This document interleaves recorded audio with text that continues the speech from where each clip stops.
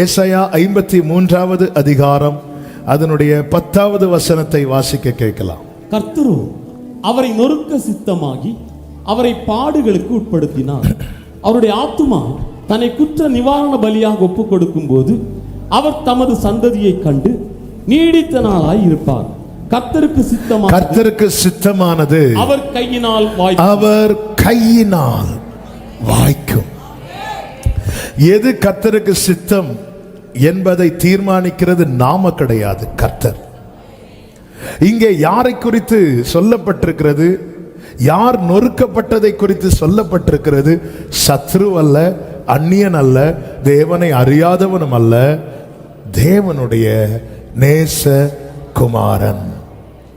கர்த்தரோ அவரை நொறுக்க சித்தமாகி, கர்த்தரோ அவரை நொறுக்க சித்தமாகி அப்படின்னு இந்த வசனம் ஆரம்பிக்குது. இந்த வசனம் எப்படி முடியுதுன்னா, கர்த்தருக்கு சித்தமானது. நம்ம அந்த லாஸ்ட் வசனத்தை பிடிச்சு, லாஸ்ட் வார்த்தையை பிடிச்சிருவோம். கர்த்தரோ அவரை நொறுக்க சித்தமானார். கர்த்தருக்கு சித்தமானது அவர் கையினால் வாய்க்கும். இந்த வசனத்தை சரியா நீங்க படிச்சீங்கன்னா, கர்த்தருக்கு சித்தமானது யார் கையினால் வாய்க்கும் அப்படின்னு நீங்க இந்த வசனத்தை படிச்சீங்கன்னா, கர்த்தருக்கு சித்தமானது, அந்த அவர் யாரு? கர்த்தரோ அவரை நொறுக்க சித்தமாகி. கர்த்தரோ பிதாவாகிய தேவன் தம்முடைய குமாரனை குறித்து சொல்லப்பட்டிருக்கிறது. நல்ல கவனிங்க. கர்த்தரோ அவரை நொறுக்க சித்தமாகி. வசனம் எப்படி முடியுது? கர்த்தருக்கு சித்தமானது அவர் கையினால் வாய்க்கும். யார் கையினால்? கர்த்தரோ அவரை நொறுக்க சித்தமாகி. கர்த்தரோ அவரை நொறுக்க சித்தமாகி. கர்த்தருக்கு சித்தமானது அவர் கையினால், அவர் கையினால், அவர் கையினால். இந்த பகல் வேளையில் கர்த்தர் பேசுகிற வார்த்தை இதுதான். உன்னை நொறுக்குவது கர்த்தருக்கு சித்தமானால், அவருக்கு சித்தமான பல காரியங்களை கர்த்தர் உன்னை கொண்டு, உன் கையை கொண்டு கர்த்தர் செய்ய விரும்புகிறார். ஹalleluya, ஹalleluya, ஹalleluya. ரெண்டு விதமான நொறுக்கப்படுகிற அனுபவம் உண்டு. ஒன்று நம்மால், நம்முடைய மீறுதலினால், நம்முடைய பாவத்தினால். இன்னொன்று கர்த்தருடைய சித்தம், God's plan. தண்ணீரின் நடுவில் நிற்கும் போதல்ல கர்த்தர் வாக்கு கொடுக்கிறது, நீ தண்ணீரை கடக்கும் போது நான் உன் கூட இருப்பேன் என்று. கண்ணு கட்டின தூரம் வரைக்கும் தண்ணியே இல்லை. சொல்ற, நீ தண்ணீரை கடக்கும் போது நமக்கு கேள்வி எழும்போது, நான் ஆண்டவரை தண்ணீரை கடக்க போறேன். நீ அக்கினியில் நடக்கும் போது, நான் ஆண்டவரை அக்கினியை மிதிக்க போறேன், அக்கினியில நடக்க போறேன். இல்ல, சில ரூட்டை கர்த்தர் வச்சிருக்கிறார். யாருக்கு இப்படி பிளான் போடுறார் பாருங்க, நேசகுமாரன். இன்னைக்கு கர்த்தர் ஆக்சுவலா இந்த செய்தியை எப்படி பேசுன்னு உண்மையிலே தெரியல. எந்த செய்தியும் அப்படிதான், எப்படி பேசுன்னு தெரியல. கர்த்தர் பேசுவாராக. நல்ல கவனமா கேளுங்க. அப்போ நம் நிமித்தம் நாம் நொறுக்கப்படுகிற காரியம் உண்டு. அதுக்கு கர்த்தர் பொறுப்பு கிடையாது. அதுல கர்த்தர் உதவுவார், திரும்பி எழும்ப, திரும்பி வர. ஏனென்றால் நாம் கிரயத்துக்கு கொள்ளப்பட்டவர்கள். நம்ம இழந்து போக விரும்பாத ஒரே ஒருவர் அவர் மட்டும்தான். ஹalleluya. வேற எத்தனை பேர். அதனாலதான் இந்த வேர்டை மறந்துடவே கூடாது. பரலோகத்தில் உண்மை அல்லாமல் எனக்கு, அந்த வேர்டை உண்மையா உள்வாங்கணும். அப்படின்னா, இளைய குமாரன் திரும்பி வரும்போது ஒருத்தர் மட்டும் வீட்டிலிருந்து எதிர்பார்த்து பார்த்து கொண்டிருக்கிறார். யாரு? வேற வேலைக்காரங்க, ஐயோ அவரை காணலையே, இல்லை. மூத்த சகோதரன். எத்தனை பேர் அந்த வீட்டில் உண்டு. ஆனா ஒருவருடைய கண்கள் மட்டும் ஏக்கத்தோடு தேடிக்கொண்டிருக்கிறது. அது போலதான் கோடி தூதர்கள், சேராபீன்கள் எத்தனை பேர் இருந்தாலும் அந்த சிங்காசனத்தில் வீற்றிருக்கிறவருடைய கண்கள் ஹல்லேலூயா. யாரும் அறியாத என்னை நன்றாய் அறிந்து தேடி வந்த ஆமென். யாரும் ஆமென். ஜீசஸ். ஏன் நமக்கு நம்ம இப்போ நம்முடைய ஆண்டவரும் இரட்சகருமாக இயேசுவினிடத்தில் கேட்கலாமா? ஏன் ஆண்டவரே பிதா இப்படி சித்தம் கொண்டா? எதனால நீங்க நொறுக்கப்பட்டீங்க? எதனால நீங்க இவ்வளவு கஷ்டப்படுத்தப்பட்டீங்க? ஏன் உங்க லைஃப்ல இப்படி ஒரு பிளான ஆண்டவர் டிசைட் பண்ணார்? இயேசு ஒரே வார்த்தை சொல்லுவார், அது அப்பா கிட்ட போய் கேளு. நீங்க வெளியே வரலாமா இதுல இருந்து? நான் வெளியே வர விரும்பல.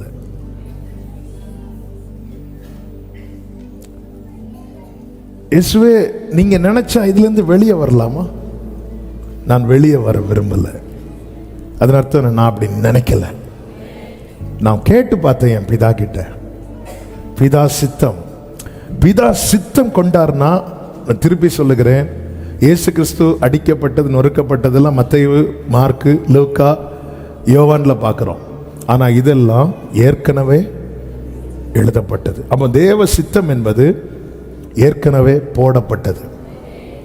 ரட்சிக்கப்பட்ட தேவ பிள்ளைகளை, ஒரு வார்த்தையை நீங்கள் நன்றாய் புரிந்து கொள்ளுங்கள், கவனமாக கேளுங்க, மனசுல எழுதி வச்சிருங்க. உங்களை குறித்த திட்டம் பிறந்த பிற்பாடு நீங்க பிறப்பிக்கப்பட்டீர்கள். இதுதான் சத்தியம், இதான் உண்மை. அதனால திட்டத்தை மாற்ற மாட்டார், திட்டத்துக்கு ஏற்றார் போல நம்மை மாற்றுவார். ஒரு கட்டத்தில் எதை நம்முடைய வளர்ச்சியை வைத்தே பாருங்கள். சின்ன வயசுல பிடிச்ச நிறைய காரியம் வளரும் போது பிடிக்க மாட்டேங்குது. சின்ன வயசுல விரும்பி சாப்பிட்ட நிறைய காரியங்கள் வளரும் போது நமக்கு பிடிக்க மாட்டேங்குது. டேஸ்ட் மாறுது, நினைவு மாறுது. சின்ன வயசுல நினைத்த நினைவுகள் வேற. ஒரு ஸ்கூல் படிக்கும் போது நம்ம ஒன்று நினைப்போம், காலேஜ் படிக்கும் போது இன்னொன்று நினைப்போம், வளரும் போது இன்னொன்று நினைப்போம், கல்யாணத்துக்கு அப்புறம் வேற ஒன்று நினைப்போம், வயசாகும் போது இன்னொன்று நினைப்போம். நம்முடைய நினைவுகள் மாற்றப்படுகிறது. சின்ன வயசுல நம்ம நினைச்சதில் இப்போ நினைச்சிட்டு இருக்கல. நினைவுகள் மாற்றப்படுகிறது, எல்லாமே மாற்றப்படுகிறது, நமக்குள்ள எல்லாமே மாற்றப்படுகிறது.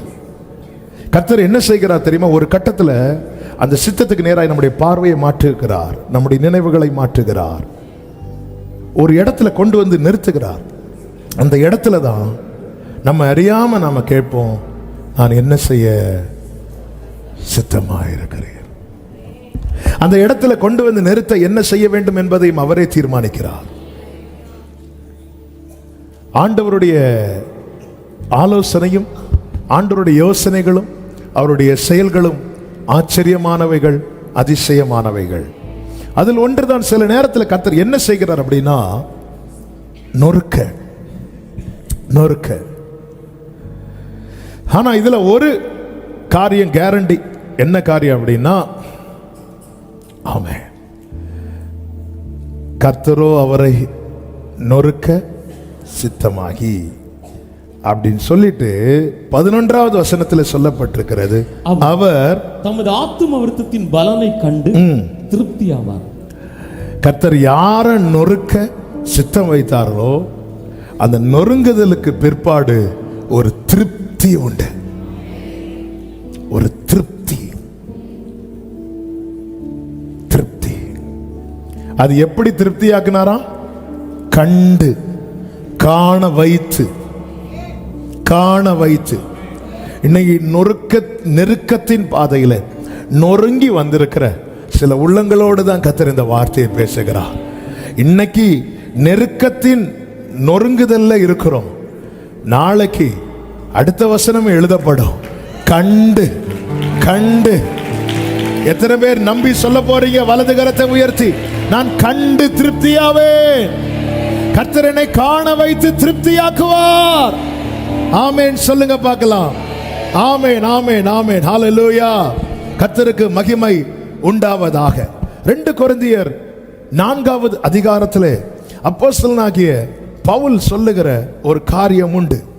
7, 8, 9 வசனங்களை நீங்கள் பார்த்தீர்களே ஆனால் 2 கொரிந்தியர் 4, 7, 8, 9. இந்த மகத்துவமுள்ள வல்லமை எங்களால் உண்டாயிராமல் தேவனால் உண்டாயிருக்கிறது என்று விளங்கும்படி, இந்த மகத்துவமுள்ள வல்லமை எங்களால் உண்டாயிராமல் தேவனால் உண்டாயிருக்கிறது என்று விளங்கும்படி இந்த பொக்கிஷத்தை, இனி இந்த வார்த்தைகளை கவனிக்கணும், இந்த பொக்கிஷத்தை மண் பாண்டங்களில் பெற்று, மண் பாண்டங்களில், மண் பாண்டம் பவுல் எதை சொல்றாரு? சரீரத்தை சொல்றாரு. உள்ள என்ன இருக்குது? பொக்கிஷம் இருக்கு. மண் பாண்டங்களில் பெற்றிருக்கிறோம் அப்படி சொல்லிட்டு அடுத்த வசனத்தில் சொல்றாரு, எப்பக்கத்திலும் நெருக்கப்பட்டும், எப்பக்கத்திலும் நெருக்கப்பட்டும் ஒடுங்கி போகிறது. அவ எப்பக்கத்திலும் நெருக்கம் யார் வாழ்க்கையில வருது?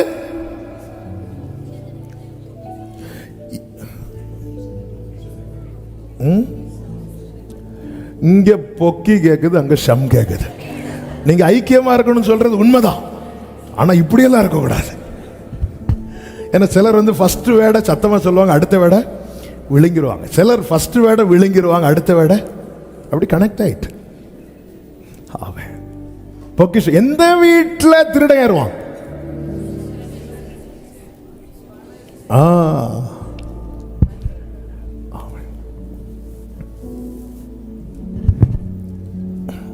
இப்படிதான் நாகர்கோயிலில் அந்த WCC காலேஜ் இறக்கத்தில் ஒரு சகோதரி வெயில் நாளில் அப்படி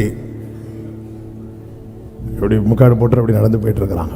ஒருத்தர் கொஞ்சம் தூரமாக, இது ரொம்ப வருஷம், நான் சின்ன வயசில் இருக்கும்போது நடந்த சம்பவம், ஒருத்தர் பின்னாடியே பைக்கில் ஃபாலோ பண்ணிட்டு வரான், எப்படியாவது செயினை பறிக்கணும். கிட்ட வந்து அந்த ஏரியா தான் நினைக்கிறேன், அந்த கிட்ட வந்துட்டு அவனுக்கு தந்திரத்தில் அப்படியே கை போட்டு பார்த்தான், அந்த லேடி செயின் போடலை. அந்த லேடியை பிடிச்சு விட்டு ஒரு அடி, அப்போ எதுக்கு மூடிட்டு நடக்கிறேன் அடிச்சுட்டு போயிட்டான். அது அடியை வாங்கிட்டு வைத்தியத்தை போய் தடவை போகும்போது விஷயத்த சொல்லுது, என்னாச்சு இப்படி ஒருத்தர் அடிச்சுட்டான், ஏன் அடிச்சான்? இப்படி செயின் பறிக்க வந்தா நான் முக்காடா போட்டு போனேன். பாருங்க, திருடனுக்கு அது ரொம்ப பிரஸ்டீஜ் ப்ராப்ளம் ஆயிட்டு. ஏன்னா அவன் அவ்வளோ ஃபீல் பண்ணி, நாங்கள் எப்பக்கமும் நெருக்கப்பட்டோம், ஒடுங்கி போகிறதில்லை, கலக்கம் அடைந்து. இந்த வார்த்தையெல்லாம் வந்து நம்ம வீட்டில் ஒட்ட மாட்டோம். நம்ம வீட்டில் ஓட்டத வாட்டல, என் கிருபை உனக்கு போதும் போதும். ஆமென். எப்பக்கம் நெருக்கப்பட்டு, நல்ல கவனமா கேட்கணும். இன்னைக்குள்ள வார்த்தைகளை ஒரு வார்த்தையும் மிஸ் பண்ணக்கூடாது.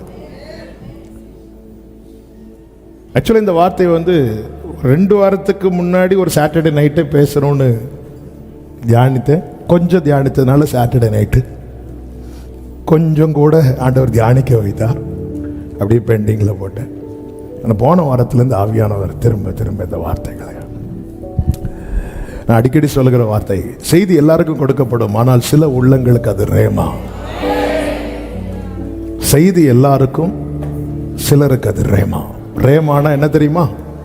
அவங்களுக்காக எடுத்து கொடுக்கப்பட்டது. எனக்குள்ள பொக்கிஷம் இருக்கிறதுனால எனக்கு எப்பக்கமும் நெருக்கம் வருது, கலக்கம் அடைந்தும் மன முறிவடைகிறதில்லை, துன்பப்படுத்தப்பட்டும் இதெல்லாம் நொறுங்குகிற அனுபவம். அடுத்த வார்த்தை பாருங்க, கீழே தள்ளப்பட்டும் மடிந்து போகிறதில்லை. அப்போ கீழே விழுறோம், என்ன செய்ய மாட்டேங்கிறோம்? துன்பப்படுத்தப்பட்டும் கைவிடப்படுவதில்லைன்னா கைக்குள்ளதான் வச்சிருக்கிறார். கைக்குள்ளதான் இருக்கிறேன், ஆனா கஷ்டத்தில் இருக்கிறேன். ஆமென். கைக்குள்ள இருக்கிறேன், கஷ்டத்தில் இருக்கிறேன். நீங்க எப்படி இருக்கிறீங்க? கஷ்டத்திலே தான் இருக்கிறேன், ஆனா கைக்குள்ள இருக்கிறேன். கஷ்டத்தில் தான் இருக்கிறேன், ஆனா கைக்குள்ள இருக்கிறேன். ஏன் கைக்குள்ள வச்சிருக்கிறாரு? இந்த பாண்டம் அடிபட்ட பாண்டம் அல்லவா? இந்த பாண்டம் அடிபட்ட பாண்டம் தான், ஆனா இதுக்குள்ளே அவர் பொக்கிஷத்தை வைத்திருக்கிறார். பொக்கிஷத்தை வச்சத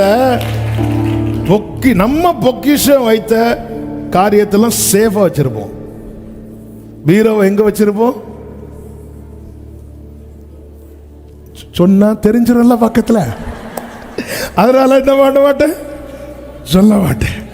பீரோ அப்படின்னா நீங்க இருக்கிறத பார்த்தா அப்படிதான் இருக்கு. ஆமே. ஃப்ரெண்டு டோரை திறக்கிற மாதிரி ஃப்ரெண்ட்ல பீரோ வச்சு திறந்து பார்க்குற மாதிரி வைப்போமா? ஆனா இங்க பாருங்க, ஆண்டவர் யாருக்குள்ள பொக்கிஷம் வச்சிருக்கிறாரோ அவங்கள நொறுக்கிறதுக்கு. ஏன் ஏன் ஏன் ஏன் எனக்குள்ள என்ன பொக்கிஷம் வைத்திருக்கிறார் என்பது வெளியே தெரியணும்னா நான் உடைக்கப்பட்டாதான் தெரியும். எனக்குள்ள என்ன பொக்கிஷம் வச்சிருக்கிறார் என்பது அந்த பொக்கிஷம் தெரிகிறது வரைக்கும் இந்த பாண்டம் சாதாரணமான பாண்டமா தான் தெரியும். இந்த பாண்டம் தள்ளப்பட்டதா தான் தெரியும். இது துன்பப்படுத்தப்பட்டதா தான் தெரியும். இது நெருக்கப்பட்டதா தான் தெரியும். ஆனா ஒரு நாள் இதற்குள்ள இருந்து அந்த பொக்கிஷம் வெளியே வரும்போது, ஓ ராபா காலாபா சந்தனா லாபா காரா ரீபா பாபா ரேமா முரோ சந்தலரே, உன்னை ஜெனிப்பித்ததின் நோக்கம், உன்னை அழைத்ததின் நோக்கம், உன்னை தெரிந்தெடுத்ததின் நோக்கம் இந்த உலகம் அறிய நீ உடைக்கப்பட வேண்டியது அவசியம். ஹalleluya ஹalleluya ஹalleluya ஹalleluya. நமக்குள்ள இருக்கிற அந்த பொக்கிஷம் அது வெளியே வரணும்னா, அது வெளியே வரணும்னா, இல்லைன்னா எப்படிங்க தெரியும்? எப்படி தெரியும்? ஆண்டவர் வைத்ததே அது வெளியே வரணும்.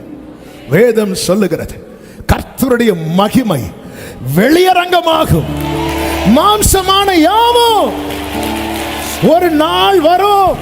அன்றைக்கு இந்த பொக்கிஷத்தை சுமக்கிற மண் பாண்டமே, உனக்கு ஏசாயா 60:1 சொல்லப்படும். எழும்பி பிரகாசி, உன் ஒளி வந்தது. கரங்களை தட்டி ஆமென். ஹalleluya. மார்க்கு சுவிசேஷம் 14வது அதிகாரத்திலே அதனுடைய 3வது வசனத்தை வாசித்தீங்கன்னா, அவர் பெத்தானியாவில் குஷ்டரோகியாயிருந்த சீமோன் வீட்டிலே போஜன பந்தி இருக்கையில் ஒரு ஸ்திரீ விலையேறப்பட்ட நளதம் என்னும் உத்தம தைலம் உள்ள வெள்ளைக்கல் பரணியை கொண்டு வந்து, நல்ல கவனமா கேளுங்க, பரணியை கொண்டு வந்தார். அதை உடைத்து அந்த தைலத்தை அவர் சிரசின் மேல் ஊற்றினார். அவர் சிரசின் மேல் ஊற்றினார். அது ஊற்றப்பட்ட போது என்ன ஆயிற்று என்று எடுக்க வேண்டாம். யோவான் 12:3 சொல்லப்பட்டிருக்கிறது, அந்த வீடு முழுவதும் தைலத்தின் பரிமளத்தினால் நிறைந்தது. நல்ல கவனமா கேளுங்க. இந்த பரணிக்குள்ள இருக்கிற தைலத்தை உடைக்காமலும் ஊற்றலாம், உடைக்காமலும் ஊற்றலாம். உடைக்காம எப்படி ஊட்ட முடியும்? திறந்து. ஆனா இங்க அவ உடைத்து ஊற்ற காரணம் என்ன? கவனிங்க, உடைத்து ஊற்ற காரணம் என்ன? சும்மா சொல்லுங்க, தெரிஞ்சதை சொல்லுங்க. நிறைய சொல்லியிருக்கோம் செய்தியில, மீதி வைக்க இல்லாம முன்னாடி சொன்னது. அடுத்து நான் உங்கள்கிட்ட இருந்து ஏதோ புதிய வெளிப்பாடு வரும்னு நான் சொல்லட்டுமா? இனி அதை உடைக்க முடியாது. உடைக்கிறதுக்குள்ள சரியான இடம் அவர் சமூகம் மட்டுமே. இங்கே ஒருவன் உடைக்கப்பட்டால் வேறு எங்கும் உடைக்கப்பட மாட்டான். இங்கே ஒருவன் உடைக்கப்பட்டால், தேவ சித்தத்துக்கு உட்பட்ட ஒருவன் நொறுக்கப்பட்டால் அவன் வேறு எங்கும். ஆமென்.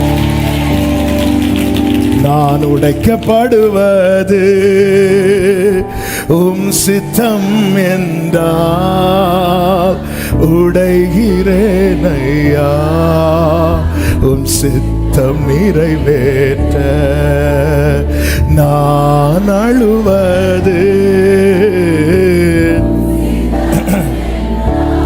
ஆமென். அழுகிறேன் உம் சித்தம். அன்னாள் வீட்டில் இருந்து அழுதாள், அழுது கொண்டே இருந்தாள். ஆலயத்தில் வந்து உடைக்கப்பட்டு அழுதாள். அவ சொல்ற, என் இருதயத்தை ஊற்றினேன், இவன் இருதயம் ஒட்டஞ்சு இருக்கு, அப்படியே ஓட்டுறா. வேதம் சொல்லுகிறது, அதன் பிறகு அவள் துக்கமுகமாய். நான் கேட்கிற கேள்வி, ஏன் அதுக்கப்புறம் பெனினால் திருந்திட்டாளா? பெனினால் திருந்த போறது கிடையாது. அவன் அதுக்கப்புறம் உடைக்க முடியல. ஒரு விசை பிதாவின் சித்தப்படி இயேசு நொறுங்கினார். ஆனால் அதன் பிறகு அவர் எழுந்து வந்தார். ஆமென். இப்பொழுது அவர் ராஜாதி ராஜாவாய், கர்த்தாதி கர்த்தராய், தேவாதி தேவனாய் வீற்றிருக்கிறார். நாகும் 1 சொல்லப்பட்டிருக்கிறது, 13-14 நினைக்கிற அந்த வசனத்தை பாருங்க. இடுக்கம் மறுபடியும் வராது. 12-11 அதுக்கு மேல இருக்கும். இடுக்கம் மறுபடியும் 1:9 இடுக்கம் மறுபடியும் உண்டாகாது. Affliction shall not rise up the second time. ஆண்டவருக்கு தெரியும். ஒரு எழும்பிட்டு ஒரு காத்து அடிச்சுட்டு, ஆமென், இதுக்கு மேல என்ன, நான் கீழே தள்ளப்பட்டு மடிந்து போகிறது இல்லை, இதுக்கு மேல என்ன மடிந்து போயிருப்பேன். அங்க ஸ்டாப் பண்றார் ஆண்டவர், அங்க ஸ்டாப் பண்றார். இடுக்க மறுபடியும், ஐயோ இந்த பிரச்சனை திரும்ப வந்துருமா, இந்த போராட்டம் திரும்ப வந்துருமா, ஐயோ இந்த ப்ராப்ளம், ஐயோ இந்த நபர் திரும்ப வந்துருவாங்களா சண்டைக்கு. இடுக்க மறுபடியும் வராது. ஆமென். ஹல்லேலூயா. இந்த வசனம் என் தகப்பனார் எனக்கு சொல்லி பலப்படுத்தினது எனக்கு ஞாபகத்துக்கு வருது. நம்ம அந்த பைபிள் மெடிடேஷன் பண்ணி சர்ச்சில் அந்த தியான பகுதி ஒரு 15 நிமிஷம் அந்த டைம் எடுக்கிற அந்த போர்ஷனை எடுக்கும்போது அப்பா கிட்ட இதிலிருந்து அந்த கர்த்தர் இக்கட்டு நாளில் அரணான கோட்டை தம்மை நம்புகிறவர்களை அடைந்திருக்கிற அந்த வார்த்தையை அப்பாட்ட கொஞ்சம் ஷேர் பண்ணும்போது அப்பா இந்த வசனத்தை வச்சு ஷேர் பண்ணி பலப்படுத்தினாங்க. சில காரியத்தை ஆண்டவர் அலோவ் பண்ணியிருக்கிறார், அது நம்மளை உடைக்கிறதுக்கு. ஆனால் அதில் தேவனுடைய திட்டம் நிறைவேறினதுக்கு அப்புறம் அந்த காரியம் திரும்ப வந்து உடைக்க கர்த்தர் விட மாட்டார். இன்னைக்கு இந்த வசனம் எடுத்து நான் அது ஞாபகம் வந்துட்டு இடுக்கம். ஆமாம், இன்னைக்கு இதே வார்த்தையை வைத்து நான் சபையை பலப்படுத்துகிறேன். இடுக்கம் மறுபடியும் உண்டாகாது. இயேசு சிலுவையை எடுத்துட்டு எருசலேம் வீதியில் நடந்து போகும்போது அவரை பார்க்க விரும்பப்படத்தக்க ரூபம் இல்லை என்று சொல்லப்பட்டிருக்கிறது. அப்பொழுது ஸ்திரீகள் இருந்து என்ன பண்ணிட்டு இருந்தாங்க, அழுதுட்டு இருந்தாங்க. அப்படியே போகும்போது இயேசு நின்று சொல்லுவாரு, எனக்காக அழாதீங்கன்னா என்னதுன்னு அர்த்தம், இனி இந்த பாதையில் இப்படி ஒரு நிலையில் நான் வரமாட்டேன். அதான் அர்த்தம். இனி இந்த பாதையில் ஒரு நாள் வருவேன், வெள்ளை குதிரையில் கிரீடங்களை.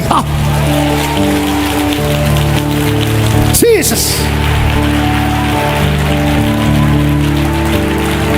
இனி இந்த பாதையில இப்ப பாக்குறீங்கல்ல, அரை நிர்வாணமாய் சரீரம் கிழிக்கப்பட்ட நிலையில ரத்தம் சிந்தி உதவிக்கு ஒருவர் கூட இந்த பூமியில வாழ்ந்த நாட்கள் எல்லாம் நன்மை செய்தவராய் சுற்றி தெரிந்தார். அப்படிப்பட்டவருடைய நிலைமை பார்த்துதானே அழுறீங்க. எனக்காக அழாதீங்க, உங்களுக்காக உங்க பிள்ளைகளுக்காக அழுங்க, எனக்காக ஏன் அழாதீங்க. இந்த வேதனை இதுதான் எனக்கு கடைசி. இனி இந்த பாதையில இதே நிலையில நான் வரமாட்டேன். இனி இந்த பாதையில அவர் பவனி வருவார். சில கண்ணீரின் பள்ளத்தாக்கில் நடக்கும் போது உந்த உயிர்த்தெழுதலின் வல்லமையை உடைய தேவ பிள்ளையே, இந்த நம்பிக்கையில நடங்க. இடுக்க மறுபடியும். இந்த பிரச்சனை எனக்கு ஃபர்ஸ்ட் அண்ட் லாஸ்ட். இந்த பிரச்சனை எனக்கு ஃபர்ஸ்ட் அண்ட் லாஸ்ட். இது மறுபடியும் நோ. ஆமென். சப்ஜெக்ட்ல இல்லாதது கர்த்தர் இந்த வசனத்தை நினைவுல கொண்டு வந்து சிலரோடு பேசிக் கொண்டிருக்கிறார். இன்னைக்கு நீங்க சில துன்பத்தின் பாதையில் நடக்கிறீங்களா? வாயை திறந்து சொல்லுங்க, இடுக்கம் மறுபடியும் உண்டாகாது. நாங்கள் இயேசுவை நம்பி இருக்கிறோம்.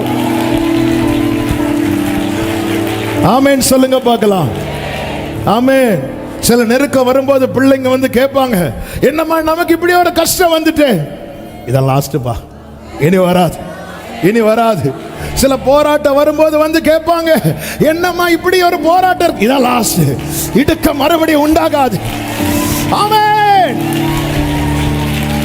ஹalleluya ஜீசஸ், ஹalleluya. கர்த்தருக்கு மகிமை உண்டாவதாக. ஆமென். உடைக்கிறார். உடைச்சது, அந்த பரணி உடைக்கப்படுது. உடைக்கப்பட்டதும் அந்த பரணிக்குள்ள என்ன இருக்கிறது என்பது இயேசுவுக்கும் கொண்டு வந்தவளுக்கும் மட்டும்தான் தெரியும். உடைஞ்சதும் அங்கிருந்த எல்லாருக்குமே தெரிய வந்தது. ஆமென்.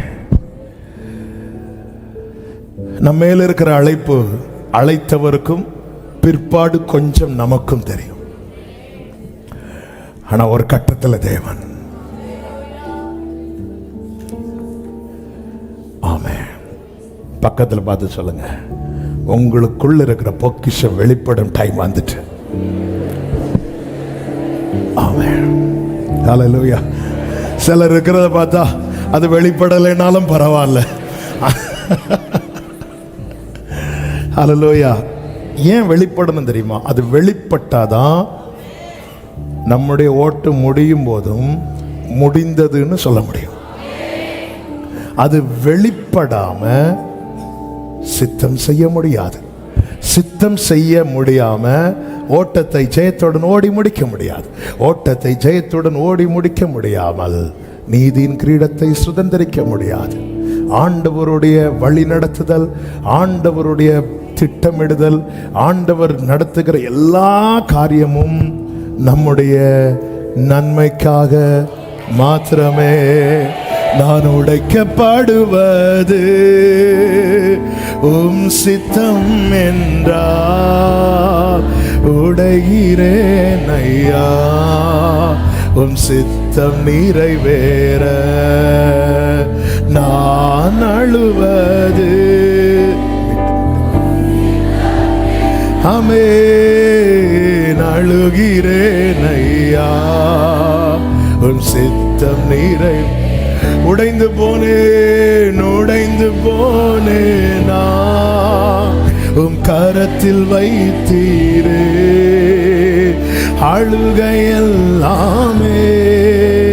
உம் கணக்கில் வைத்து உமக்கேற்ற உமக்கேற்ற பாத்திரமாய் மீண்டும் உருவாவே, உம் கணக்கில் உள்ள கண்ணீருக்கு பலனும் நான் பெறுவேன். ஆமென் சொல்லுங்க பார்க்கலாம். ஹalleluya. பரணி உடைக்கப்பட்டதும் உள்ள இருக்கிற வாசனை, உள்ள என்ன இருந்துச்சு, அது எவ்வளவு விலையேற பெற்றது. ஏன்னா அங்க இருக்கிறவங்க என்ன சொல்லி முறுமுறுக்கிறாங்க, இத போய் எவ்வளவு பிரஷியஸ். உண்மையில சொல்லணும்னா இந்த பாவியாகிய ஸ்திரீ உள்ள வந்தது யாருக்குமே பிடிக்கல. பொதுவாகவே அந்த காலத்தில் யூதர்கள்லாம் வந்து பெண்களை வந்து எப்பவுமே கொஞ்சம் தள்ளி தான் வச்சிருப்பாங்க. அதுவும் வந்துட்டு அவர் பாதத்தில் விழுந்து முத்தமிடுறது, இதெல்லாம் தாங்க முடியல அவங்களுக்கு. இது உடைக்கப்பட்டு அந்த வாசனை முழுவதும் நிரம்புகிறது. 4வது வசனத்தில் சொல்லப்பட்டிருக்கிறது, அப்பொழுது சிலர் தங்களுக்குள்ள விசனம் அடைந்து இந்த தைலத்தை இப்படி அப்படி சொல்லி முறுமுறுக்கிறார்கள். 6வது வசனத்தை பாருங்கள். இயேசு அவர்களை நோக்கி, இயேசு அவர்களை நோக்கி, அவளை விட்டு விடுங்கள், அவளை விட்டு விடுங்கள், ஏன் அவளை தொந்தரவு படுத்துகிறீர்கள்? உடைக்கப்பட்டவனை குறித்து உலகம் முறுமுறுத்தாலும் உன்னதர் விட்டு கொடுக்கவே மாட்டார். விட்டுரு, விட்டுரு. ஒரு பரணி உடைக்கப்பட்ட காரியத்தை சொல்லிட்டு இருக்கிறேன். அதை பத்தி முறுமுறுக்கும் போது கர்த்தர் இடைபடுகிறார். ஆண்டு சொல், விட்டுரு, அவளை விட்டுரு.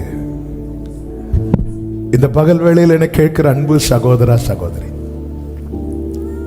நம்ம உடைக்கப்படும் போது நாம எதால உடைக்கப்பட்டோமோ அதை விட மிக அதிகமாய் நம்மை காயப்படுத்துவது நம்மை சூழ்ந்திருக்கிறவர்களுடைய வார்த்தை. விழுந்து கிடக்கும் போது ஹெல்ப் பண்ண மனம் உள்ளவங்க உடனே கை நீட்டுவாங்க. மனம் இல்லாதவர்கள் வந்து சொல்லுவாங்க, பார்த்து போகக்கூடாது, பார்த்து போகக்கூடாதுன்னு சொல்லிட்டு பார்த்துட்டு போயிடுவாங்க. அவ்வளவுதான். பேதுரு விசுவாசம் குறைந்தது, பார்வையை மாற்றினான், கடலில் மூழ்கினான்.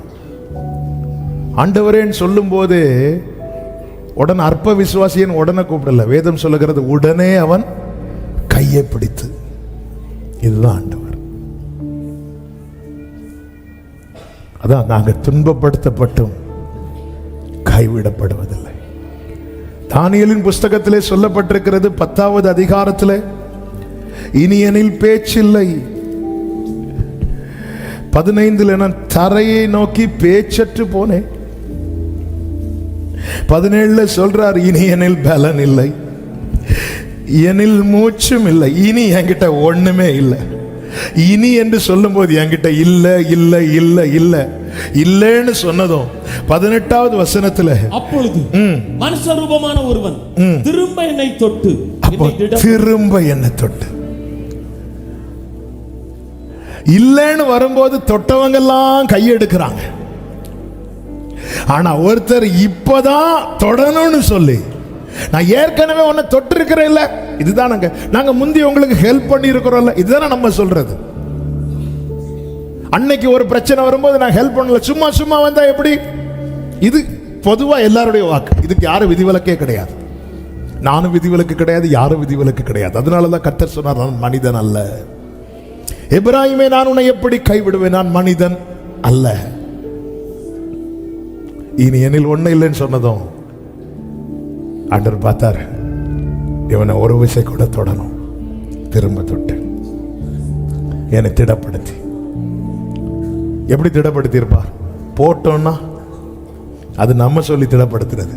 அவர் சொல்லுவார், நான் திரும்ப தருவேன், உன்னுடைய முந்தின சீரை பார்க்கிலும் உனக்கு நற்சீர் உண்டாக செய்வேன், உன் மேன்மையை பெருக பண்ணி. இதுதான் பைபிள் திடப்படுத்துறது. ஒரு தேவ பிள்ளைய வேதம் திடப்படுத்துவது அப்படிதான். இயேசு கிறிஸ்து எடுத்துக்கொள்ளப்பட்ட போது சீஷர்கள்லாம் அப்படியான்னு பார்த்துட்டு இருக்கும் போது சீஷர்கள் எப்படி திடப்படுத்தப்பட்டார்கள்? அவர் போயிட்டார், ஒழுங்கா வந்து சேரப்பார், அப்படியா?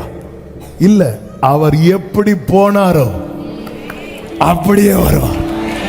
இதாங்க வானத்தை பார்க்கிறவர்களுக்கு பரலோகம் கொடுக்கிற திடம். ஹல்லேலூயா. யோபுவுக்கு எல்லாம் போச்சு, நண்பர்கள் வந்தாங்க. உண்மையிலே யோபு கர்த்தர் நொறுக்க சித்தமானார். நொறுங்கி இருக்கிறவன்ட்ட இந்த எரியிற தீயில எண்ணெயை ஊத்துறதுக்குன்னே கிருபை பெற்ற சிலர் நம்ம வீடை தேடி வருவாங்க. அப்பதான் அல்லது முடிச்சிருப்போம், இல்ல அப்பதான் என்ன மனைவியே அல்லது புருஷனே சால்வ் பண்ணியிருப்போம். தேவனிடத்திலிருந்து நன்மை பெற்றதாம் அப்படியே இருக்கும்போது வந்திருப்பாங்க. வந்து இருந்து அழ ஆரம்பிப்பாங்க. பாருங்க, வீட்டில் இருந்து போட்டு அந்த பவுடர்லாம் ஒரு ஷேப் ஆகி, சிலர் அழுறதுக்குன்னே பவுடர் போட்டு வருவாங்க. ஏன்னா அந்த கண்ணீர் தடம் வந்து அப்பதான் தெரியும். நான் உங்களை சொல்லலை, உங்களுக்கு ஃபீல் ஆகுதுன்னா உங்களா சொல்லிட்டு இருக்கிறேன். அது வந்து இந்த பாம்பு போன மாதிரி அப்படி இப்படி அது வரவும் செய்யாது, பாதியிலையும் நிற்கும். அது எதுவரை அழுவாங்க தெரியுமா? திருப்பி நம்ம அழ தொடங்குறது வர. நம்ம அழ தொடங்குறது, ஓகே சிஸ்டர் போயிட்டு வரட்டுமா? இப்படிதான் யோபுவின் நண்பர்கள் வந்தாங்க. வந்தது ஆறுதல் சொல்ல, ஆனா தூரத்திலே உக்காந்துட்டாங்க. இவன் நிலைமை நம்ம நினைச்சதை விட மோசமா இருக்கு. அப்படியே இருக்கும்போது யோபு பேச ஆரம்பிக்கிறார். அப்படின்னு யோபு வேணும்னு பேசல, வழியில பேசுறான். நல்லா புரிஞ்சுக்கோங்க, நம்ம வழியில பேசின பல காரியங்களை பெருசா எடுத்து எத்தனை உறவுகள் நம்ம விட்டு தூரம் போனாங்க. அப்படி பார்த்தா யோபு பேசுனதை வச்சு கர்த்தர் யோபு பக்கமே வந்திருக்க கூடாது. ஆனாலும் யோபு கிட்ட வராரு பாருங்க. நான் உன்னை பேசும்போது நான் பேசுறது மட்டும்தான் உலகத்துக்கு தெரியும், மற்றவர்களுக்கு தெரியும். எதனால இவன் பேசுறான், ஏன் இப்படி பேசுறான், எல்லாமே தெரியும். நம்ம பேசுனதை வச்சு பார்த்தா ஆண்டவர் வந்து நம்ம ஏரியா பக்கமே வரக்கூடாது. என்னெல்லாம் பேசணும். ஹல்லேலூயா. நம்ம எல்லா கோவத்தையும் எங்கெங்க காட்டுவோம்? பைபிள்ல தானே காட்டுவோம். கோவத்தில் ஓங்கி ஒரு அடி அடிப்போம் பாருங்க. எல்லா கோவத்தையும் ஜெபத்துல தான் காட்டுவோம். எங்க ஜெபம் பண்ண மாட்டேன். யாரு கூட பிரச்சனைனாலும் நம்ம முதல்ல கட் பண்றது ஆண்டவரோடு உள்ள உறவு தானே. அதான் ஆண்டவர் கேட்கிறேன், நான் உனக்கு வனாந்தரமா இருந்தேனப்பா, நான் உனக்கு காரிருளா இருந்தேனா? நீ எவ்வளவு நாள் என்ன தேடாம போட்ட? ஏன்? உனக்கும் உலக உறவுக்கும் ஏதோ ஒரு பிரச்சனை ஆயிட்டு. யோபு சொல்றார், நான் நீதிமானதுல கேட்கல, நான் அவருடைய இரக்கத்துக்காக கேட்கறேன்னு சொல்லிட்டு அடுத்து சொல்றேன், அவர் அப்படி சொன்னாலும் நான் நம்ப மாட்டேன் அப்படிங்கிறார். ஒரு கட்டத்தில் யோபு இப்படி வரார். ஆனா ஆண்டவருக்கு தெரியும். ஏன்னா அது நடுவிலே தான் யோபு சொல்றாரு, அவர் எனக்கு ஜீவனை தந்ததும் அல்லாமல் எனக்கு தயவையும் பாராட்டுறார். ஒரு புறம் புலம்பினாலும் உள்ள சொல்லுது, அவர் தயவு பாராட்டுறாருப்பா. அந்த தயவு, அப்ப ஏன் எனக்கு தயவு பாராட்டணும்? இப்ப நம்பிக்கை வருது, எனக்கு குறித்திருக்கிறதை அவர் நிறைவேற்றுவார். எதை வச்சு சொல்றீங்க யோபு? என் மீட்பர். ஹல்லேலூயா. யோபு கேட்ட செய்தி மரண செய்தி. ஆனா யோபு உரைத்தது உயிர்ப்பின் செய்தி. ஹல்லேலூயா. யோபு கேட்ட செய்தி மரண செய்தி. அது போச்சு, இது போச்சு, அவங்க போச்சு, எல்லாம் மரண செய்தி. ஆனா யோபு உரைத்தது உயிர்ப்பின் செய்தி. அது அவனுக்கு இழந்த அனைத்தையுமே ரெண்டச்சனையா. ஆமென். ஜீவனை பேசுங்கள், நன்மையை பேசுங்கள், விசுவாசத்தை பேசுங்கள். நம் மீட்பர் இன்றும் உயிரோடு இருக்கிறார். ஆமென் சொல்லுங்க பார்க்கலாம். இப்பொழுது கர்த்தர் சொல்லுங்க, உடைக்கப்பட்ட யோபுவை பார்த்து நிறைய பேர் பேசுறாங்க. ஆண்டவர் சொல்றார், பாரு, என் தாசனாகி யோபு என்னை குறித்து நிதானமாய் பேசினது போல ஒழுங்கா போய் பலி செலுத்து.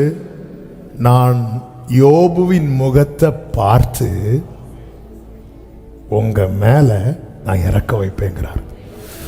அவங்க வந்து 4 பேர் வந்து யோபுவை கண்ணா பின்னான்னு பேசுறாங்க. இப்போ எந்த நிலைமைக்கு கர்த்தர் கொண்டு வந்துட்டார்னா, இனி நான் உங்களுக்கு இறங்கணும்னா நான் யோபுவை பார்ப்பேன். நொறுக்கப்பட்டவனை யாராவது பார்க்க விரும்புவாங்களா? யோபுவை பார்க்கவே முடியாது. வஸ்திரம் கூட போட முடியாத அளவுக்கு உச்சம் தலையிலிருந்து உள்ளங்கால் வரை புண்கள், பருக்கள், சீல் வந்து வடிந்துட்டே இருக்குமா. பைபிள் ஸ்காலர் சொல்றாங்க, அந்த மனைவி வந்து ஜீவனை விடுன்னு சொல்றதுக்கு ஒரு ரீசன் என்னவா, அவங்க தான் கிளீன் பண்ணுவாங்க. வேற யார் கிளீன் பண்ணுவா? கிளீன் பண்ணி முடிச்சு அப்படி இருக்கும்போது திரும்பியும் சீல் வரும். ஏன்னா அவங்களுக்கும் இழப்பு. யோபுவுக்கு என்ன இழப்போ அதே இழப்பு தான் எங்களுக்கு. அவங்க அப்படியே இருக்கிறாங்க, தலையே வெடிக்கும் போல இருக்கு. அவங்களுக்கு தள்ளி இருந்து அழக்கூட முடியாத நிலை. ஏன்னா ஹஸ்பண்டை கேர் பண்ணணும். அப்ப யோபு வாய் வந்து இப்படி அசைஞ்சிட்டே இருக்கு. என்ன சொல்லிட்டு இருக்கிற பார்த்தா, ஸ்தோத்திரம் ஸ்தோத்திரம். வந்துச்சு கோபம். அதனாலதான் கடைசியில் மனைவிட்ட கூட ஆண்டவர் கோபப்படல, பாத்தீங்களா? ஏன்னா மனைவி எப்படி பேசுனாங்கன்னா வலியில பேசுறாங்க. அதனால எல்லாம் 2 கொடுத்து இது மட்டும் 2 கொடுத்த. ஒரு யோபு சொல்லிருப்பா, இதுக்கு அதே அந்த பழைய நிலையே.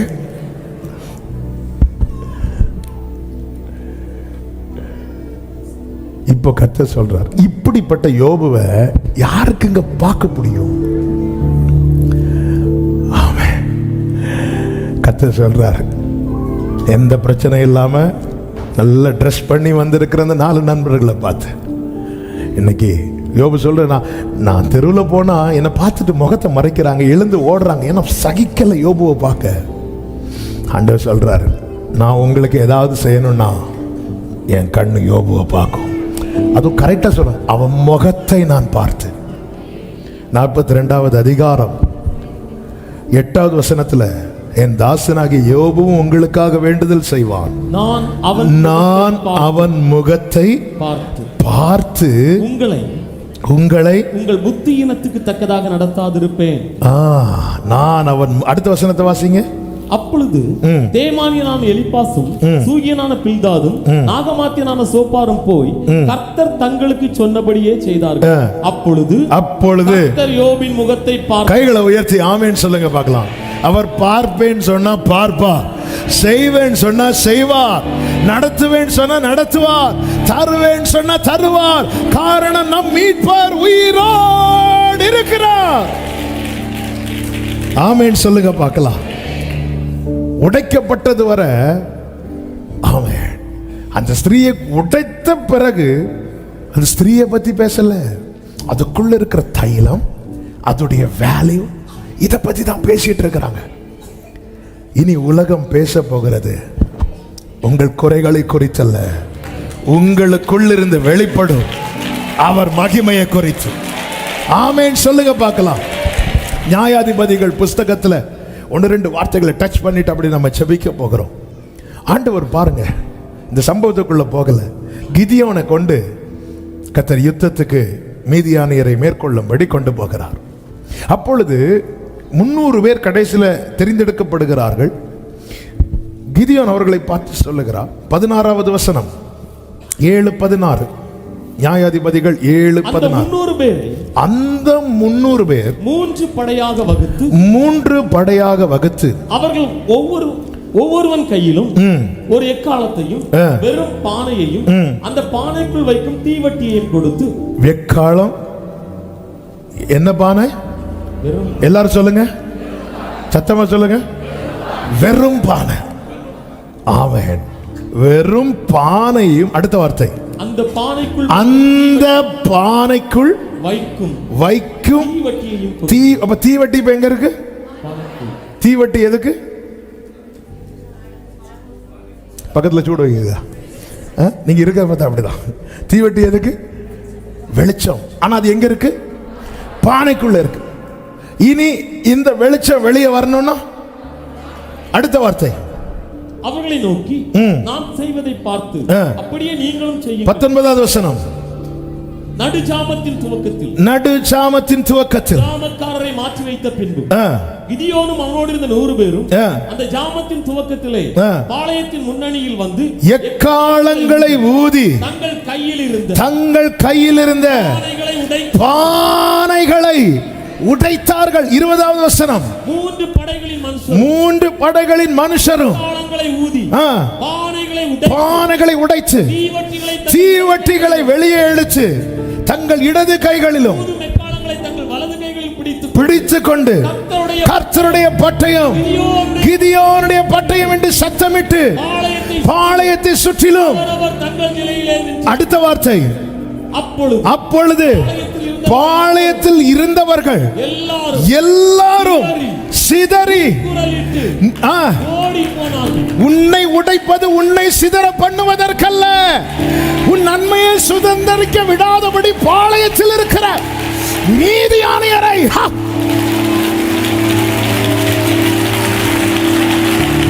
ஆமே.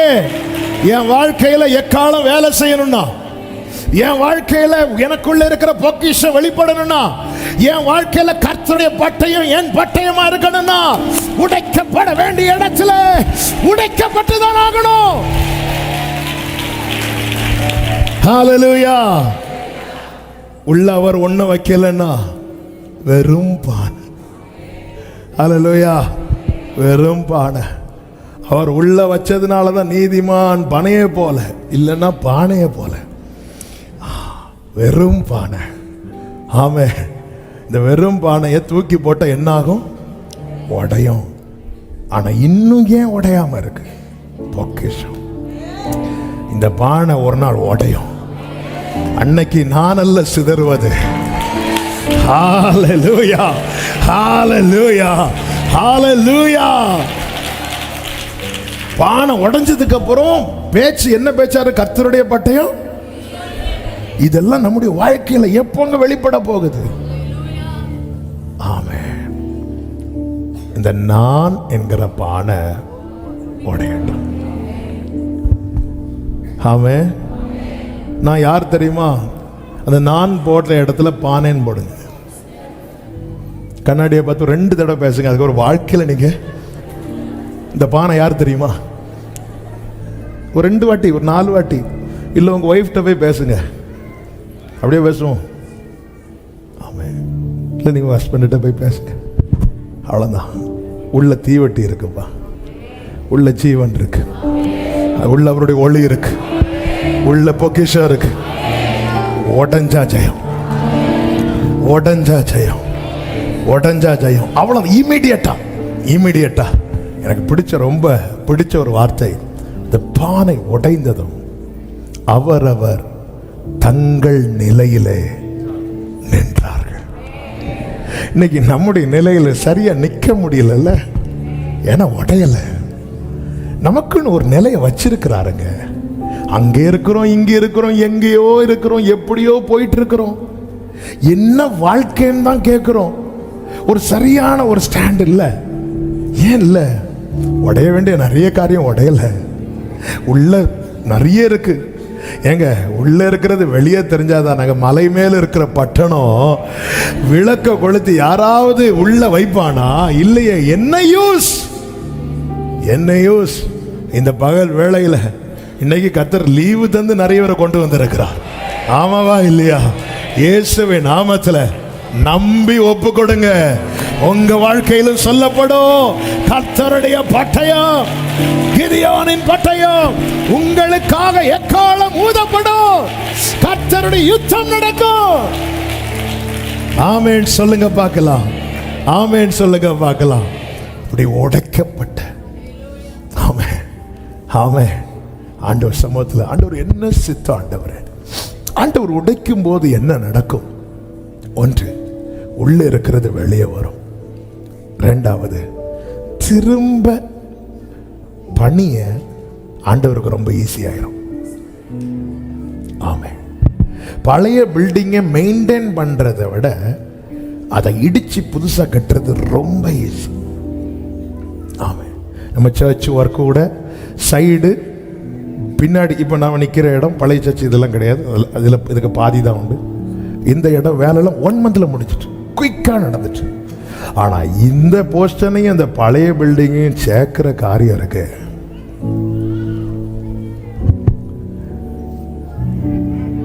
இதே இந்த இடம் அந்த பழைய பில்டிங்கே இல்லை, எம்டியான பிளேஸ் அப்படின்னா நம்ம சர்ச் ஒர்க்கு எவ்வளோ டைம் எடுத்துச்சோ அதில் ஒரு 1 இயர்க்குள்ள கிருபையினால் இந்த சர்ச்சு கட்டி இருக்கிறோன்னா ஒரு 8 மந்த்ஸில் ஒர்க் முடிஞ்சிருக்கும்.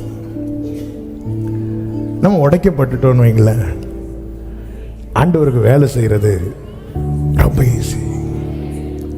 அதனால தான் ஆண்டவர் சொல்றார், இதோ நான் புதிய காரியத்தை செய்கிறேன். அடுத்த வார்த்தை சொல்லுங்க, இப்பொழுதே அது தோன்றும். ஆமென். அப்போ நான் உடைக்கப்பட்டுட்டேன்னா என் வாழ்க்கையில செய்யற காரியம் எல்லாம் உடனே உடனே உடனே உடனே உடனே. இது கர்த்தர் இன்னைக்கு செய்வேன்னு சொல்லுவார், இனி என்னைக்கு செய்வாரோன்னு நானும் காத்திருக்கணும். ஏன்னா பானை பக்கத்தில் பார்த்து சொல்லுங்க, பானை உடையணும். அதுக்காக இந்த தூங்கிட்டு இருக்கிறவங்கள்ட்ட இப்போ சொன்னீங்கன்னா வீட்டில் போய் அவ்வளோ பானையும் தூக்கி போட்டு, சில சகோதரர்கள் இருக்கிற பார்த்தா எங்க வீட்டில் உடையாத பானையா? ஆமென். சாம்பாரில் கொஞ்சம் உப்பு கூட்டிட்டு தான் சொன்னேன், டமார்னு சவுண்டு கேட்கும். உடையணும் உடையணும். நம்ம உடைக்கப்பட்டா ஆண்டவருக்கு இந்த நிலத்துல புதிய காரியம் செய்யறது ரொம்ப ஈஸி. ஆண்டவர் தான் கேட்கிறார், இந்த குயவன் செய்தது போல நான் உங்களுக்கு செய்யக்கூடாதோ அப்படின்னு கேட்கிறார். ஆமென். ஆண்டவரை ஒப்பு கொடுக்கிறேன். ஆண்டவரே, ஒரு வசனத்தை வாசித்து நம்ம ஜெபிக்கலாம். ஏசாயா 57வது அதிகாரம் அதனுடைய 15வது வசனம். நித்தியவாசியும் பரிசுத்தர் என்கிற நாமமுள்ளவருமாகிய மகத்துவமும் உன்னதமுமானவர் சொல்லுகிறார். பரிசுத்த ஸ்தலத்திலும் வாசம் பண்ணுகிற நான். இனி நல்ல கவனிங்க. பணிந்தவர்களின் ஆவியை உயிர்ப்பிக்கிறதற்கும் நொறுங்கினவர்களின் இருதயத்தை உயிர்ப்பிக்க நொறுங்கினவர்களின் இருதயத்தை உயிர்ப்பிக்கிறதற்கும் நொறுங்குண்டு பணிந்த ஆவி உள்ளவர்களிடத்தில் வாசம் பண்ணுகிறேன். கைகளை உயர்த்தி ஆமென் சொல்லுங்க பார்க்கலாம். அப்போ நொறுங்குண்டவர்களை உயிர்ப்பிக்க ஏற்கனவே நொறுக்கப்பட்டவர்களுக்குள்ள தேவன் இருக்கிறார். இன்னைக்கு தேவன் நம்மை சில கடினமான பாதையிலே நடத்துகிறார் என்றால் புரிந்து கொள்ளுங்கள், இதே பாதையிலே நாளை பயணிக்கிறவர்களை கர்த்தர் நமக்குள் இருந்து அவர்களை உயிர்ப்பிக்க விரும்புகிறார். அல்ல, கர்த்தருக்கு சித்தமானது அவர் கையினாலே வாய்க்கும். நொறுங்குண்டவர்களை உயிர்ப்பிக்க நொறுங்குண்டவர்களிடத்திலே வாசம் பண்ணுகிறேன். அவர் தான் நித்தியவாசி. நித்தியவாசி இந்த பூமியில வாசம் பண்ண தெரிந்தெடுத்த நபர்களை பார்த்தீங்களா? நாம ஒரு ஊருக்கு போறோம், எங்களை ஒரு லாட்ஜ் போடுறோம். எப்படிப்பட்ட லாட்ஜா போடுவோம்? எந்த ரூம் நீட்டே இல்லாம இருக்கு, எந்த ரூம் டோர் விண்டோலாம் உடஞ்சிருக்கு, அப்படி பார்த்து இந்த ரூம்ல விண்டோலாம் உடஞ்சிருக்கா அப்படி கேட்போமா? ஆவே நம்ம திராணிக்கு தக்க பெஸ்ட் சேஃப் எல்லாம் பார்ப்போம். ஆண்டவர் இந்த பூமியில வரும்போது வாசம் பண்ண தெரிந்தெடுத்த பாத்திரத்தை பார்த்தீங்களா? ஒரு நொறுங்குண்ட. இந்த கூட்டத்தில் யார் ரொம்ப நொறுங்கி இருக்கிறீங்கன்னு தெரியல. நொறுங்குனவங்களை இந்த உலகத்துக்கு வேண்டாம், உன்னதருக்கு வேணும், அவருக்கு வேணும், அவருக்கு வேணும். ஆமென். எதுக்கு ஆண்டவரே? இதே போல நொறுங்கி வருகிற அநேகருக்கு. எசேக்கியேல் 16வது அதிகாரத்தை மெடிடேட் பண்ணும்போது தான் அழகான கண்கள் பாட்டு கொடுத்தார். அந்த பாட்டை வாயை திறந்து ஆண்டவர் பாட வைக்கிறதுக்கு முன்னாடி என் வாழ்க்கையில் நடந்த 2 முக்கியமான சம்பவத்தை நினைவில் கொண்டு வந்தார். ஒன்று, நான் மரண படுக்கையில் இருந்தது. 2, நான் வேஸ்ட் என்று தள்ளப்பட்டது. அது 2ஐயும் நினைச்சு கொஞ்ச நேரம் நினைக்க வச்சு என்னை அழ வச்சு தான் இந்த பாட்டை கொடுத்தேன். அந்த பாதையில் நான் நடக்காமல் இருந்தால் இந்த பாட்டை நான் பாடியிருப்பானான்னு எனக்கு தெரியாது. இந்த பாட்டை நான் வந்திருக்கும். அந்த பாதையிலே நடத்தப்பட்ட வேறொரு மூலமாய் இந்த பாட்டு வந்திருக்கும். எனக்கு கர்த்தர் செய்ய நினைத்தது தடைபடாது. நம்ம சர்ச்சு சைடில் 2 ரூம் இருக்கு, மேலே ரூமில் இருந்து அந்த பாட்டு எழுத நான் நினைக்கவில்லை. ஆனால் இந்த பாட்டு அநேக நொறுங்கினவர்களை உயிர்ப்பித்தது கிருபையினால. ஒரு எக்ஸாம்பிளுக்கு சொல்கிறேன். இன்னைக்கு தேவன் சில பாதையில் நடத்துகிறார். உள்ள நிறைய பொக்கிஷத்தை வச்சிருக்கிறார். தெரியல, நமக்கான புரியுது ஒரு திட்டம் இருக்குன்னு. ஆனால் சொன்னால் வீட்டில் இருக்கிறவங்களுக்கே விளங்க மாட்டேங்குது, கூட இருக்கிறவங்களுக்கே புரிய மாட்டேங்குது. ஆனால் ஒரு நாள் வரும், எப்படி அந்த தைலத்தின் வாசனை வீடு முழுவதும் நிறைந்ததோ நீங்கள் இருக்கிற இடத்துல. ஆமென், ஆமென். எத்தனை பேர் நம்புறீங்க? என் வாழ்க்கையில் அதான். கர்த்தரோ அவரை நொறுக்க. இது காட்ஸ் பிளான், காட்ஸ் வில். இது ஒரு சித்தம். அப்போ வாழ்க்கையில நெருக்கப்படும் போது ஒண்ணு மட்டும் புரிஞ்சுக்கோங்க, சித்தம் நிறைவேறுது, சித்தம் நிறைவேறுது, சித்தம் நிறைவேறுது. அதே நேரத்தில் இயேசு என்ன நம்பிக்கைங்க, இனி இந்த பாதையில நான் அடிபட்டு வரமாட்டேன், நான் கண்ணீரோடு வரமாட்டேன், நான் அவமானப்பட்டு வரமாட்டேன், நான் சிலுவை எடுத்துட்டு வரமாட்டேன். ராஜாதி ராஜாவாய் இடுக்கம் மறுபடியும் உண்டாகாது. ஆண்டவர் சித்தத்துக்கு மொத்தமா கொடுத்துருவோமா? எப்படி சித்தம் ஆண்டவர் அணையும் ஆண்டவர். எல்லாரும் எழுந்து நின்று சில டைம் உங்களுக்கு முழங்கால் நின்று ஜோம் பண்ணு தோணுச்சுன்னா முழங்கால் போட்டுருங்க.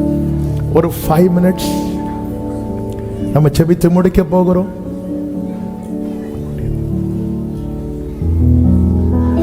நான் உடைக்கப்படுவது உம் சித்தம் என்றா உடைகிறேனையா,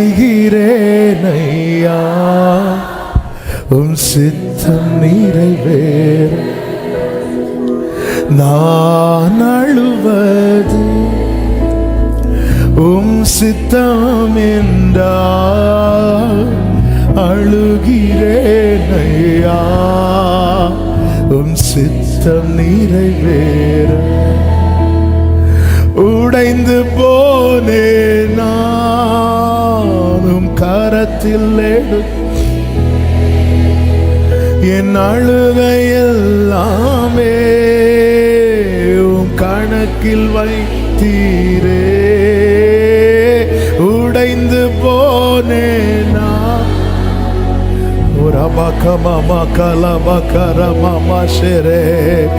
அழுகையெல்லாமே கணக்கில் வை.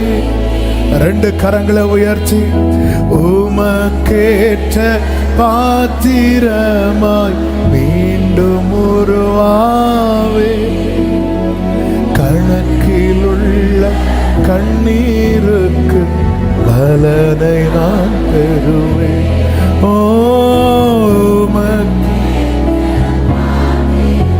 சரபகபாபா ரிமமலகபாபா சந்தனலகடரா ரிபாபாபா ரிமமலரா.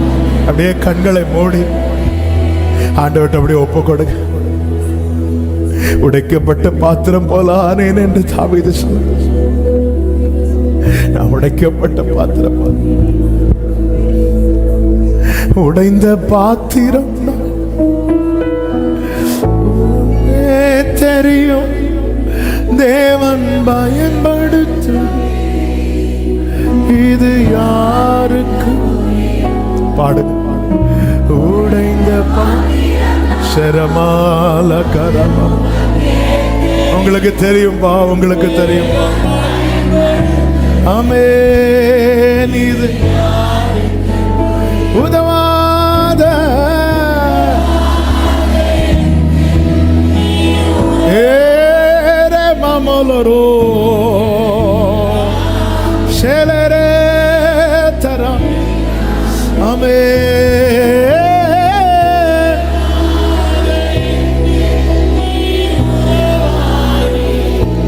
நீங்க விழிக்காதே, நீங்க ஆமென். ஆண்டவரே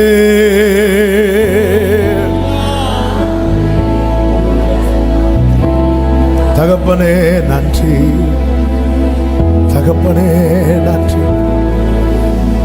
உங்க சித்த நிறைவேறட்டோன்னு சொல்லுங்க. உங்க சித்தம் நிறைவேறட்டும். உங்க சித்தம் வாழ்க்கையில, பிள்ளைங்க வாழ்க்கையில, எங்க வாழ்க்கையில நிறைவேறட்டும்.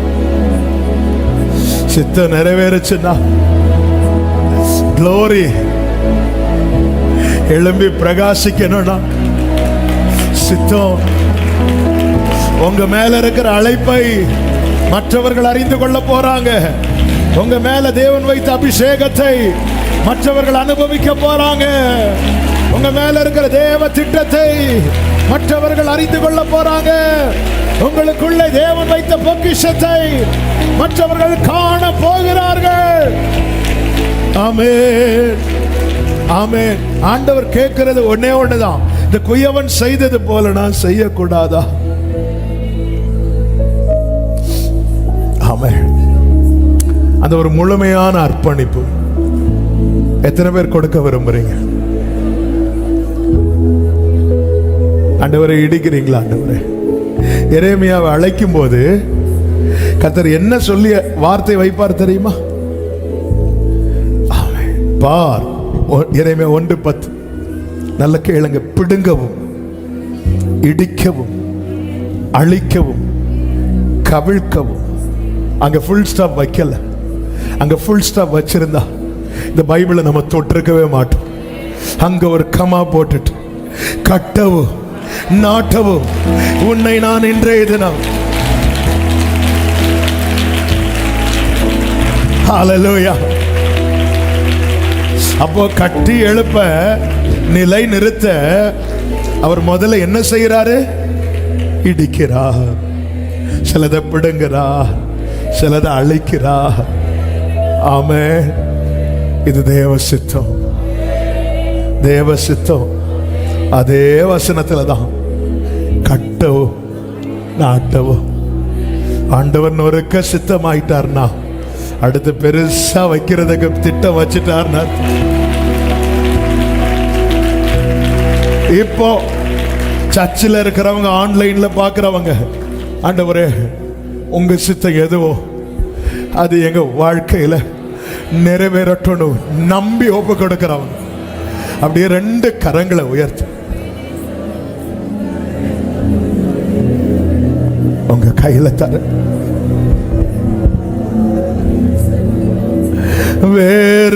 வேறுமையான் பாத்திரம் நான் வேறுத்து தள்ளாமலே நீரம்பி வழியோ ஆமென் விளங்க செய்யும். வேதத்தில் காணும் பாத்திரமெல்லாம் வேதத்தில் காணும். ஆமென். இயேசுவை என்னையும் அவித பாத்திரமா என்னையும் அர்ப்பணிக்கிறோம். அப்படியே ஹalleluya பாடி முடிப்போம். ஹalleluya.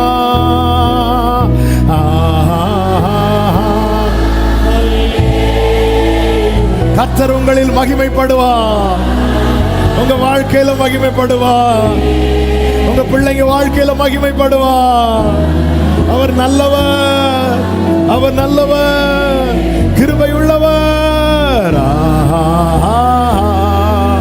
அல்லேலூயா. அல்லேலூயா.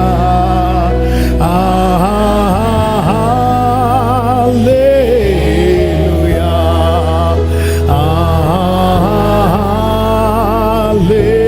அல்லேலூயா.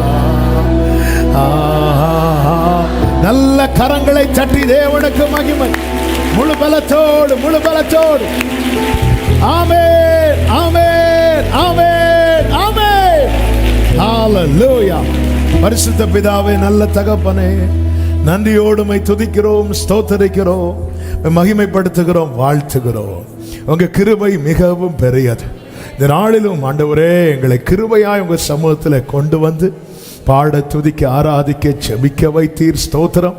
எங்களுக்கு வேண்டிய வார்த்தைகளை எங்களுக்கு தந்து எங்களோடு பேசினீரே, உமக்கு நன்றி செலுத்துகிறோம், மகிமைப்படுத்துகிறோம். ஒவ்வொரு வாழ்க்கையிலும் நீர் வைத்துக்கிற ஒவ்வொரு சித்தமும் நன்மைக்காக மாத்திரமே. ஆண்டவரே, நாங்க சில நேரத்தில் எங்க புத்தியினத்தினால இது வேண்டாம் அது வேண்டாம்னு உங்ககிட்ட நாங்க நிறைய சொன்னது உண்டுப்பா. சாரிப்பா. நீங்க நடத்துற அத்தனையும் காரணம் எங்களை குறித்த உம்முடைய நினைவுகள் தீமைக்கு அல்ல, அது சமாதானத்துக்கு ஏதுவானது என்று எங்களுக்கு எழுதி தந்திருக்கிறீங்களப்பா. நீங்க செஞ்சது நன்மை, செய்யறது நன்மை, செய்ய போகிறது நன்மை. ஆண்டவரே, நன்றி செலுத்துகிறோம், மகிமைப்படுத்துகிறோம். ஒவ்வொருடைய வாழ்க்கையிலும் உடைய மகிமை வெளியரங்கம் ஆவதாக. ஆண்டவரே, நொறுக்கப்பட்ட நிலையில அநேகர் இந்த சத்தத்தை கேட்டிருக்கிறாங்கப்பா. கர்த்தாவே, இவர்களை குறித்த உம்முடைய சித்தம், இவர்களுக்குள் நீர் வைத்திருக்கிற பொக்கிஷம் வெளிப்பட போகிறதற்காக ஸ்தோத்திரம். சாட்சியாய் நிறுத்தும், நாமத்தை மகிமைப்படுத்தும். எல்லா மகிமை உமக்கு செலுத்துகிறோம் இரட்சகரேசுவின் நாமத்தில் பிதாவே, ஆமென். சேர்ந்து சத்தமாய் சொல்லுவோம். என் ஆத்துமாவே கர்த்தரை ஸ்தோத்திரி, என் முழுவதுமே அவருடைய பரிசுத்த நாமத்தை ஸ்தோத்திரி. என் ஆத்துமாவே கர்த்தரை ஸ்தோத்திரி, கர்த்தர் செய்த சகல உபகாரங்களை மறவாதே. ஆமென். நம்முடைய கர்த்தராகிய இயேசு கிறிஸ்துவின் கிருபையும், பிதாவாகிய தேவனுடைய அன்பும், பரிசுத்த ஆவியானவருடைய ஐக்கியமும் சிநேகமும் பாதுகாவலும் நம் அனைவரோடும் எல்லா பரிசுத்தவான்களோடு கூட கர்த்தருடைய வருகை மட்டும் தங்கி இருப்பதாக. ஆமென். ஹalleluya.